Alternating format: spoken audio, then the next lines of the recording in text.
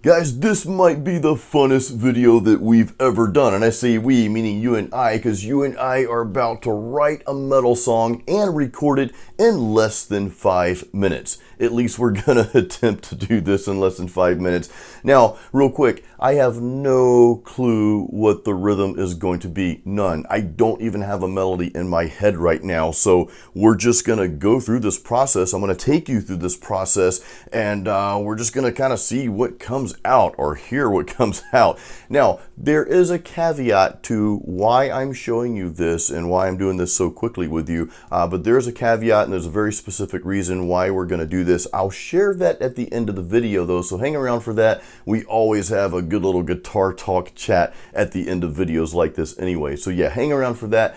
Let's go ahead and jump into this process. I usually start with the drums first, so let me share with you what I do for the percussion. All right, so let's start out with drums. Now, I'm gonna use what we call fake drums here because this is for the writing process. I'll explain a little more on that in a second here, but I'm using TuneTrack's Easy Drummer. I've got the Metal Machine expansion pack here, which gives you better metal drum sets, and you get some loops with that.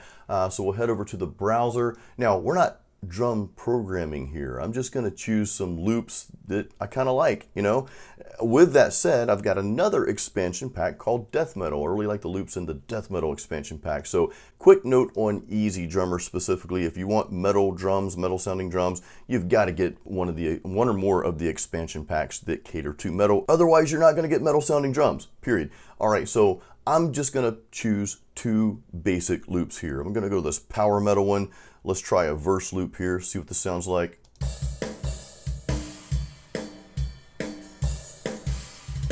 Pretty cool. Now, one thing I'm gonna do real quick, you'll notice the power metal is around 156 BPM.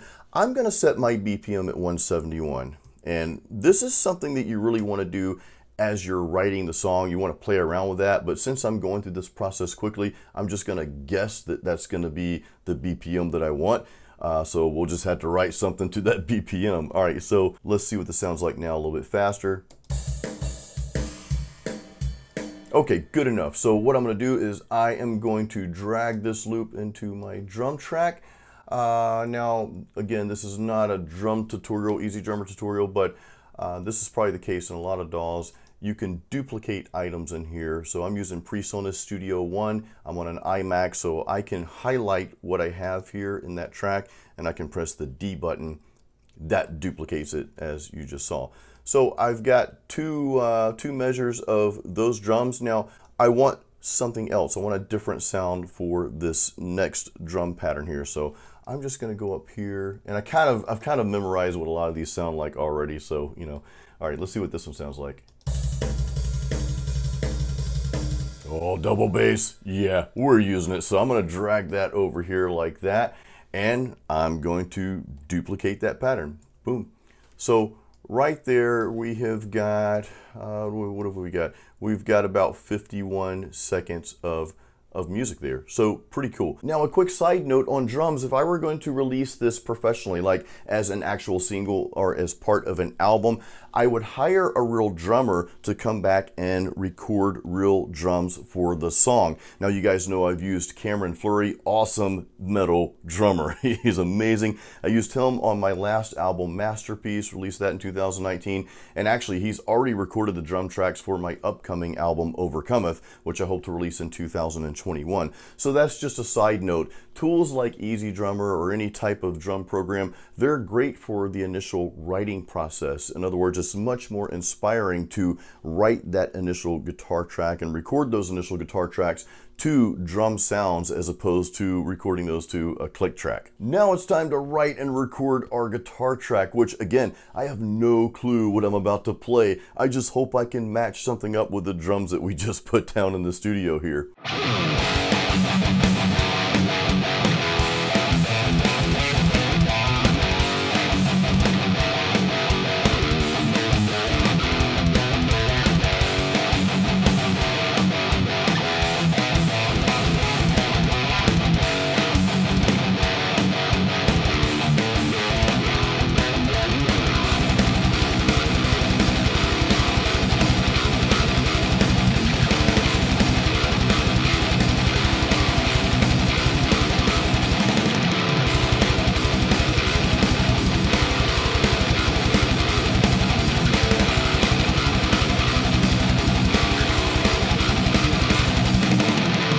Now you notice I recorded that with a real amp using my EVH5153. This is the EL34 50 watt head.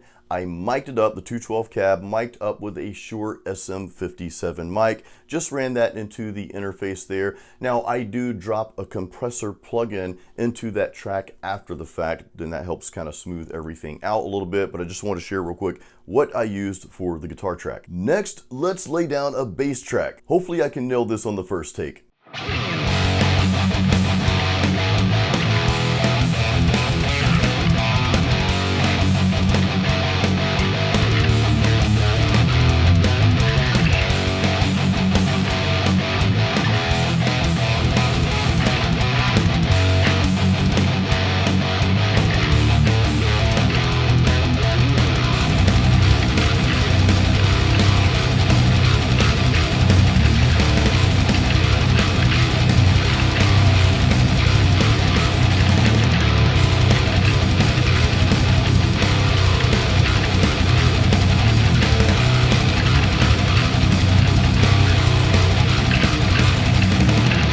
Now real quick for bass guitar, I have been using this plugin by Studio Devil for many years now called Bass Amp Pro. I think it's phenomenal. A lot of people don't know about this plugin, so I'm probably going to do a video specifically on this plugin and how I get my metal bass tones from it, but I just think it's phenomenal. I'm not getting paid to say that, but yeah, stay tuned for a video on that. Hopefully I'll have that out soon. Now if you remember, I had set it up for 2 guitar tracks, so we need to record that second guitar track. But first what I do is I go into the studio and I'll take that first guitar track that we recorded earlier, I'll pan that all the way to the left, and then I'll take this next guitar track that we're about to record, I'll pan that all the way to the right. This just makes your mix sound full, and it also sounds cool in headphones when you're recording, so you can clearly hear that one guitar that you're recording against the other guitar that you've already recorded. So this kind of helps you stay in time a little bit better. But this is also how I do my final mixes as well. I love to have 2 rhythm guitar tracks,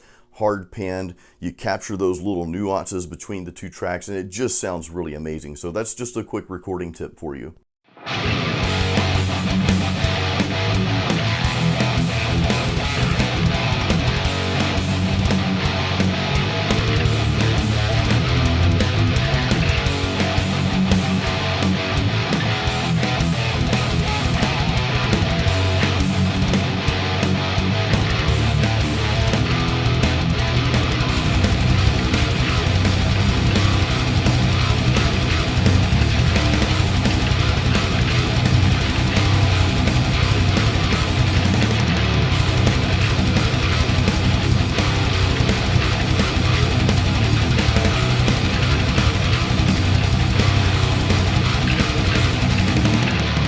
Now we can always extend this song. I realize this is not very long here, but if I want to go into the studio and I could just highlight everything that we've done up to this point, and I can duplicate that. So you could have like a verse, chorus, and of course if you want to go back and add like a bridge or intro and outro, you know, you could do that too. You can just pretty much do whatever you want to at this point, but this is really just for getting that initial idea down. You're writing this as you're going and you're recording this as you're moving along here, so it just kind of makes the songwriting process come together a lot smoother, which is what I want to talk to you about next. I wanted to share the little caveat here. So number one, this video was not about how fast I can write and record something, okay? It's not a look what Jason can do type thing. This is really about you more so than it is about me.